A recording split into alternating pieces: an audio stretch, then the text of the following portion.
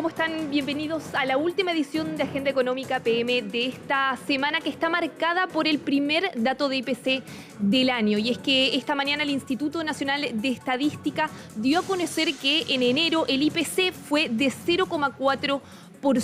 Y con esto quiere decir que la inflación a 12 meses llegó a 2,8%, es decir, por debajo de la meta del Banco Central del 3%. Un antecedente, por supuesto, muy importante para el ente emisor en lo que va a ser su próxima reunión de política monetaria en marzo. ¿Se abre más espacio para que pueda bajar la tasa? Lo vemos en la nota de Natalia Muñoz.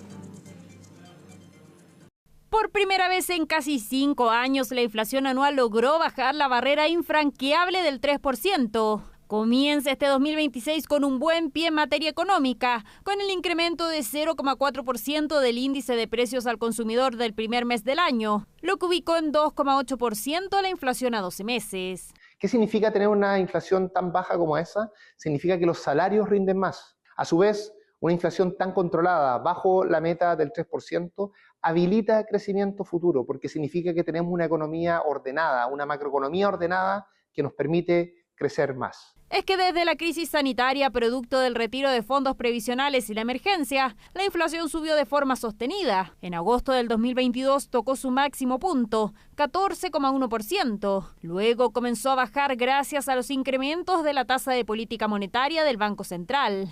Lo importante no es el número que observamos el día de hoy y respecto del cual ya existían fuertes expectativas. Lo importante es entender que la inflación es una tendencia y la tendencia que hoy día observamos nos comprueba, nos confirma que efectivamente en Chile el gran ciclo de alta inflación que se originó a partir de la pandemia está controlado. La inflación baja no significa que los precios vayan a retroceder.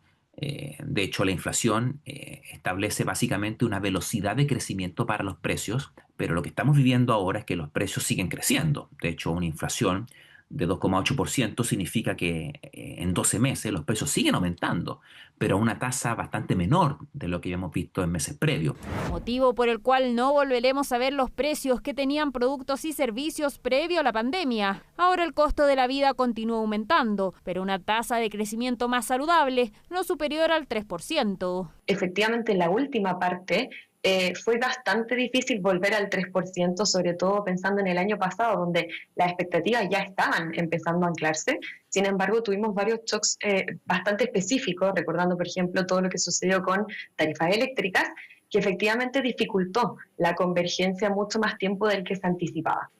Las divisiones que registraron aumentos importantes en sus precios son las bebidas alcohólicas y el tabaco, con alza de 3,1%, y los gastos comunes, que subieron 4,5%. Vemos ciertos componentes que continúan estando altos, especialmente la vivienda, y cuando revisamos el dato mensual vemos un incremento por sobre lo que esperaba el mercado, sobre todo cuando vemos la parte de transporte, en donde la energía, si bien ha sido uno de los factores principales que ha moderado la inflación, vemos que ahora, con un contexto del petróleo al alza, pueden ser factores que condicionen en los datos más adelante. Por otro lado, el transporte registró una importante baja. La gasolina disminuyó 3,3% y el transporte aéreo de pasajeros 11,8%, algo que va muy de la mano con la caída en el precio del dólar.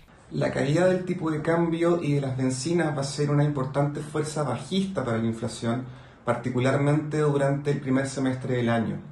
Entonces, de no materializarse ningún shock inesperado, es altamente probable que nos encontremos con un IPC que en variación anual se va a mantener algo bajo el 3% durante prácticamente todo el 2026. Básicamente se está explicando por una reducción en el tipo de cambio relevante. Estamos hablando que en enero hubo un tipo de cambio promedio en torno a los 880 pesos versus el tipo de cambio que veíamos hace un año. Precisamente ya estamos en los 1.000 pesos. Claro. Ya, entonces, efectivamente, esta caída en el tipo de cambio que se ha visto en el último tiempo ha favorecido bastante. Con estas buenas noticias, expertos anticipan un nuevo recorte de la tasa de política monetaria en 25 puntos base por parte del Banco Central para la reunión de marzo, lo que le haría bajar a 4,25%. Pasemos a revisar ahora la evolución que ha tenido el IPC durante el último año. Lo hacemos primero revisando la gráfica que preparamos para la evolución del IPC anual. Ahí, como pueden ver en pantalla, entonces hace un año la inflación a 12 meses estaba casi en 5%. Ahí ven, 4,9% en enero de 2025. Desde octubre ya se empezó a acercar al 3%, pero siempre manteniéndose por encima de ese valor. Y ahora, como les contábamos, entonces en enero se llega a 2,8%, que es el registro más bajo no solo del último año, sino en casi 5 años, desde marzo de 2021. Revisemos también qué pasa con el IPC mensual, con la otra gráfica también que preparamos, ahí la ven en pantalla. El año pasado, enero partió con una cifra más elevada que este año, 1,1% fue el IPC. Recordemos también que ese mes fue el último ajuste por el descongelamiento de las tarifas eléctricas. Después vemos cifras más moderadas en los meses siguientes, incluso con una caída ahí en junio, también registros de 0% en agosto y octubre. Finalmente, el año diciembre cerró con una caída de 0,2% y ahora, como les contábamos entonces, enero comienza con esta alza de 0,4% en el primer IPC de este año 2026. Revisemos también cuáles son algunos de los comentarios que nos han llegado por parte de agentes del mercado. Partimos con lo que dijo Scotiabank ahí realizando el análisis con respecto a esta cifra. Dicen que el IPC de enero se ubicó en línea con las expectativas tanto del mercado como con las que ellos tenían también. Ahí dicen la inflación interanual bajó de 3% por primera vez desde marzo de 2021.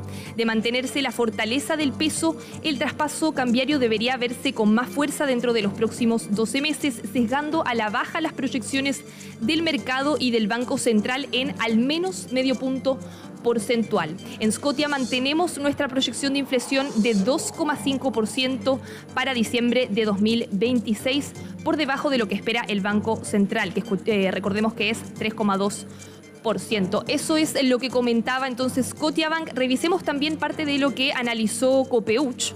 Ahí ellos dicen lo siguiente: preliminarmente para febrero esperamos una variación mensual del IPC entre 0 y 0,1%.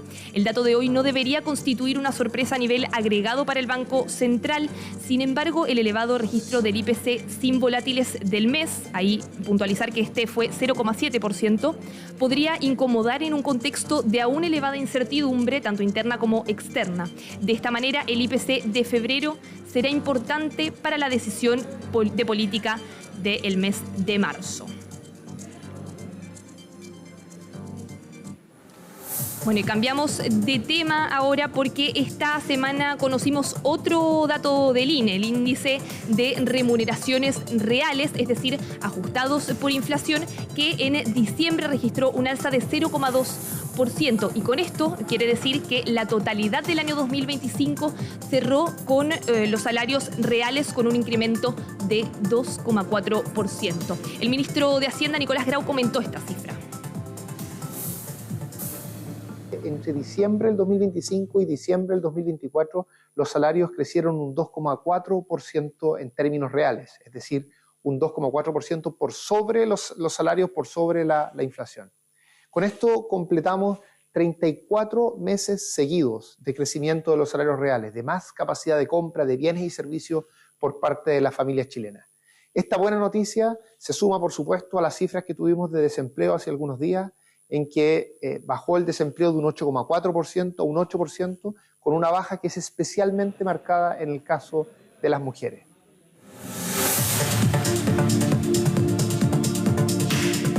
Bueno, y pasamos a otro tema y les contamos que un estudio reveló que el 57% de las pymes utilizan sus ahorros personales para poder responder a sus operaciones.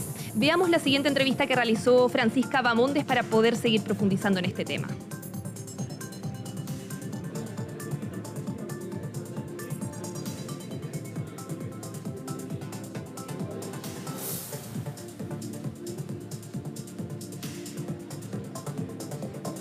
En esta oportunidad vamos a hablar de lo que está ocurriendo en torno a las pymes, y es que hay un estudio que dejó en evidencia que durante el último mes casi el 60% de las MIPYMES debió usar recursos personales para poder en el fondo seguir llevando a cabo sus operaciones. Una situación que no es nueva, se ha venido también repitiendo de acuerdo a distintos actores quienes han sostenido también que básicamente esta es la situación base de quienes deciden emprender en nuestro país. Para poder abordar parte de este estudio vamos a tomar contacto de inmediato con nuestro siguiente entrevistado. Él es Francisco Goicolea, gerente comercial de CFC Capital. Francisco, muchas gracias por acompañarnos acá en CNN.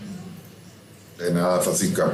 Francisco, primero que todo me gustaría que nos pudieras comentar cuáles quizás son las razones más fuertes por lo cual esto ha venido marcándose como una especie de tendencia dentro del ecosistema emprendedor. ¿Qué es lo que pueden ver ustedes también en relación al financiamiento de las pymes propiamente tal?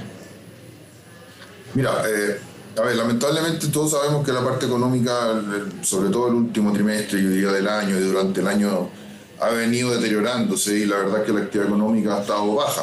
Ahora, lógicamente que esto en términos de emprendedores afecta mucho más porque es más difícil partir. Todo el sistema bancario, cuando tú quieres recurrir al financiamiento, te piden antecedentes, historial, y lógicamente que una persona que está emprendiendo no va a contar con esa información. Como decías tú, el estudio, claro que cuando uno parte, generalmente parte con recursos propios, y ahí es cuando hay que ser súper ordenado en términos de poder salir, entre comillas, de la informalidad, porque eso al final se traduce en que no hay información. Las empresas que quieren acceder, por ejemplo, a un emprendedor que quiere ofrecer sus servicios o sus productos, obviamente que te va a pedir que tú estés ordenado desde el punto de vista legal y tributario, porque hay instrumentos que hay que cumplir, o sea, hay que emitir una factura, hay que hacer las cosas como corresponde para que todo el sistema funcione. Entonces es ahí donde algunas veces, si uno quiere hacer un emprendimiento informal y vender a su familia y a sus amigos, obviamente que claro que te va a poder funcionar, pero cuando ya quieras dar el siguiente paso, toda la situación legal y tributaria tiene que estar en orden para poder acceder a su vez a herramientas de financiamiento. En los bancos cada vez es más difícil, como te digo, porque te piden un historial y te piden, entonces hay que recurrir a las empresas como CFC. Nosotros dentro de nuestros productos tenemos un producto que es que financiamos de la factura número 1, y lógicamente que ahí el análisis es un poquito más suave en términos de pedirte la información y poder acceder a ese financiamiento. Francisco, ¿qué ocurre también en el sentido de la proyección que pueda tener una pequeña, mediana empresa y cómo se ve afectada también esa proyección, entendiendo que el financiamiento es uno de los pilares fundamentales también para ir creciendo, para ir evolucionando, para ir también poniéndose quizás en tendencia con los nuevos cambios, las nuevas tecnologías que también podrían incluso ir en ayuda de ir generando más crecimiento en estas empresas pequeñas? Pero ¿qué ocurre también con esa, cómo impacta en esa proyección y también en la fecha o en el nivel de vida activa que puede tener una pyme, o el promedio que existe también acá, al menos a nivel nacional, de duración de una pyme, también entendiendo que el financiamiento es el principal punto de tope, podríamos decirlo? Sí, como dices tú, primero para ponerlo en contexto, todas las empresas medianas, pequeñas, chicas, tienen que recurrir al financiamiento. Es muy difícil o casi imposible pretender hacer un negocio sin recurrir al financiamiento. Por eso que es importante el ordenamiento, las proyecciones, hacerse asesorar en términos del producto que uno necesita para funcionar, porque hay diferentes productos de financiamiento que te van a ayudar dependiendo de la etapa que tú estés. Y por ejemplo, el factoring es un producto noble en términos de ayudarte a comenzar, porque en esa operación de factoring existes tú, existe la empresa que te compró y existe la empresa que te ofrece el financiamiento. Entonces el análisis de riesgo de la operación va a descansar tanto en el emprendedor como en el que va a pagar la factura posteriormente. Entonces eso te libera un poco, como te decía yo, de cumplir a lo mejor con variables de la evaluación financiera que tú no vas a tener. No vas a tener historia, no vas a tener a lo mejor pagos de IVA anteriores porque estás partiendo. Entonces ahí hay que hacerse asesorar y buscar. Por ejemplo, en CFC tenemos líneas de financiamiento que no tienen costo y que nosotros ayudamos a los emprendedores a hacer justamente lo que tú dices de esta proyección de ingresos. No sé, por poner un ejemplo, si tú vas a vender helado, por ejemplo, claro que la época más fuerte tuya a lo mejor va a ser el verano y hay que distribuir esos flujos y esas necesidades de financiamiento de acuerdo a las necesidades, valga la redundancia, que tiene tu proyecto o tu... Entonces ahí es donde yo te diría que muchas pymes, como tú decías, que el periodo de duración, ahí hay muchas pymes que se caen, porque, a ver, un emprendedor, con todo lo que representa ser emprendedor, todas las cosas buenas que tienen, conoce su producto, pero muchas veces se caen en lo que es la parte financiera. Y ahí es donde yo te diría que como recomendación, buscar la asesoría de los que saben y que te pueden ayudar en, como decías tú, en esta proyección y ver, porque la idea es que el negocio fluya. Si tú haces una proyección que sin conocimiento, lo más probable es que a los 3-4 meses estés con problemas y ya no puedas seguir. Entonces hay toda una planificación financiera que hay que hacer, y ahí, como te diría, buscar el apoyo y asesoría de los que saben te puede ayudar a poder dar el paso siguiente, que es, como dices tú, ya pasar de ser una emprendedora a una pequeña empresa, después mediana. Francisco Goicolea, gerente comercial de CFC Capital, muchas gracias por esta conversación y también por el análisis de estas cifras acá en CNN.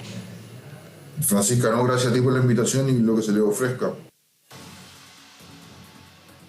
Hacemos la pausa y a la vuelta es Viernes de Autos. Les mostramos cuáles fueron los preferidos del año 2025 y también les contamos de un nuevo smartphone que llegó a Chile. Lo vemos al regreso acá en Agenda Económica.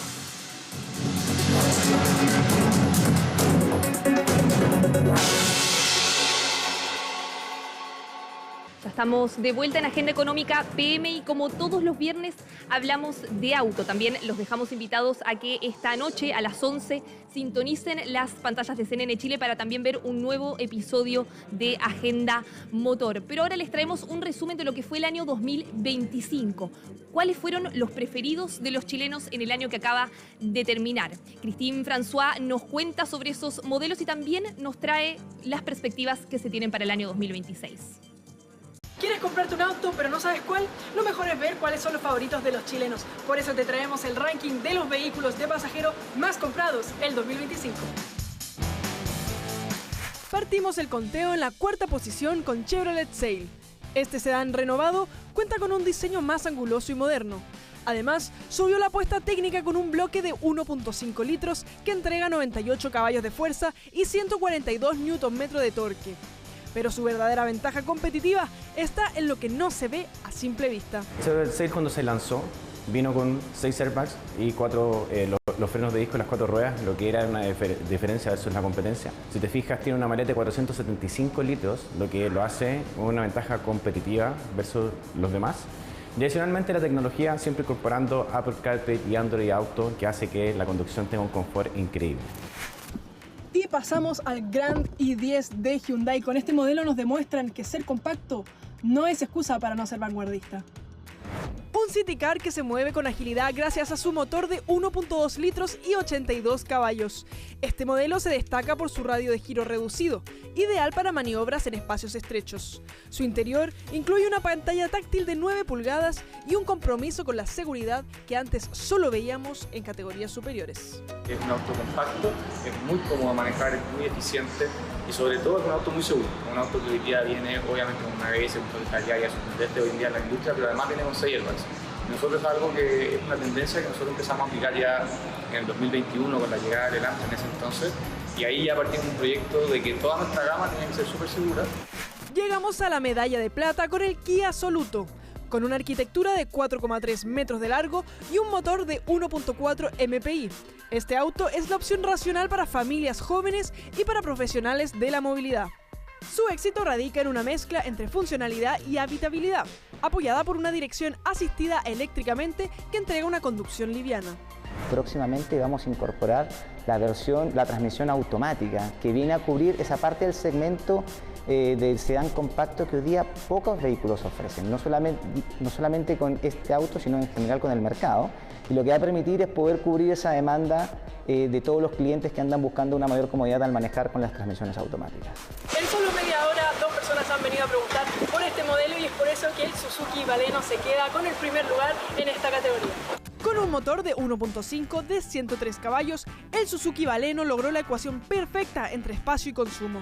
En su equipamiento interior, sorprende con tecnologías como el Head-Up Display y una cámara de visión 360 grados, elementos de lujo que se suman a sus luces LED frontales y un diseño aerodinámico que reduce el ruido en la cabina. Bueno, un Baleno es un modelo que tiene más de 20 años de historia en Chile. esta es su tercera generación. Siempre ha sido un modelo top en ventas en el mercado. Es un modelo que tiene una excelente combinación o equilibrio entre amplitud, equipamiento y eficiencia, con un motor 1.5 que alcanza los 20 km por litro. Pero el tablero sigue moviéndose. El informe de la ANAC de este enero 2026 muestra un mercado pleno de ajuste.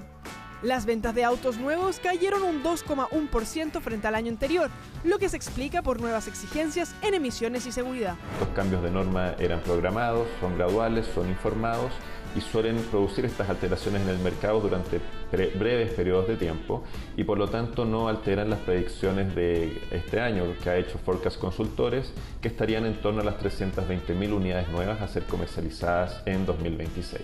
El mercado se vuelve más exigente, la normativa más rigurosa y la competencia cada vez más cerrada.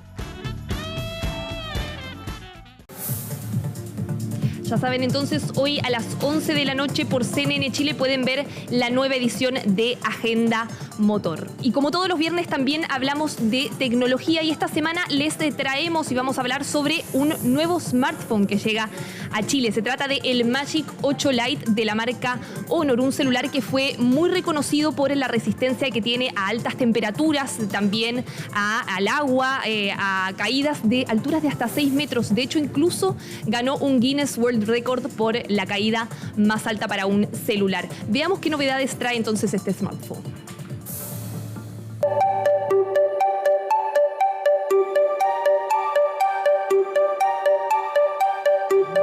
Bueno, el nuevo Honor Magic 8 Lite tiene 3 características que son clave. La primera es su resistencia. Llevamos la resistencia al siguiente nivel. Ya no solo es resistente a las caídas, a los golpes, sino que también tiene una resistencia al agua, que es IP69K, que es la resistencia más alta en todo el mercado. Como segundo tributo muy importante también es la batería. Tiene la batería más grande del mercado chileno. Es una batería de 8.300 mAh, que significa que tienes energía hasta 3 días. Y por último, viene con todas las soluciones de inteligencia artificial, una cámara de 108 megapíxeles, pero también potenciada con toda una suite creativa que te permite editar imágenes, generar contenido, en el fondo, en el mismo teléfono.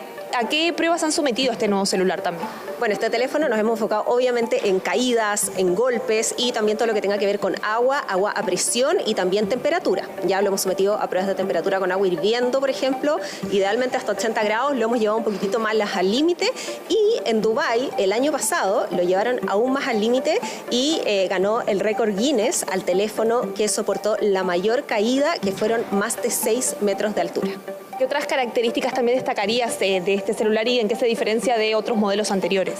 Mira, bueno, súper importante, como te mencionaba, el tema de la batería es una gran característica. Los usuarios chilenos piden cada vez más energía, pero además la batería tiene carga inversa. ¿Qué significa esto? Que el mismo teléfono te funciona como un power bank y si de pronto, no sé, tú estás haciendo un móvil, estás en la calle y tus audífonos, por ejemplo, inalámbricos se quedaron sin batería, tú puedes usar el mismo teléfono con un cable USB-C para cargarlos o puedes compartirlo, por ejemplo, a algún compañero que tenga otro teléfono y que de repente, bueno, como sabes, de repente uno está en la calle, de repente se anda moviendo y no tienes acceso a un cargador, y con Honor Magic 8 Lite obviamente te vas a la segura. La verdad es que esta serie, el Magic Lite, es el preferido de los chilenos. Honor es la marca que se posicionó como resistente acá en el mercado hace ya 4 generaciones atrás. En este caso también mejoramos la garantía de los productos, que es muy importante. Es el único dispositivo que tiene triple garantía en el mercado. Esto es garantía a la pantalla, a la tapa trasera y también contra el agua. Y sí, efectivamente el dispositivo está disponible en todos los operadores y en los retails con hartas ofertas y con regalitos. Así termina entonces la agenda económica PM de este viernes. Que tengan un muy buen fin de semana y sigan con nosotros en CNN Chile, que ya vienen más informaciones.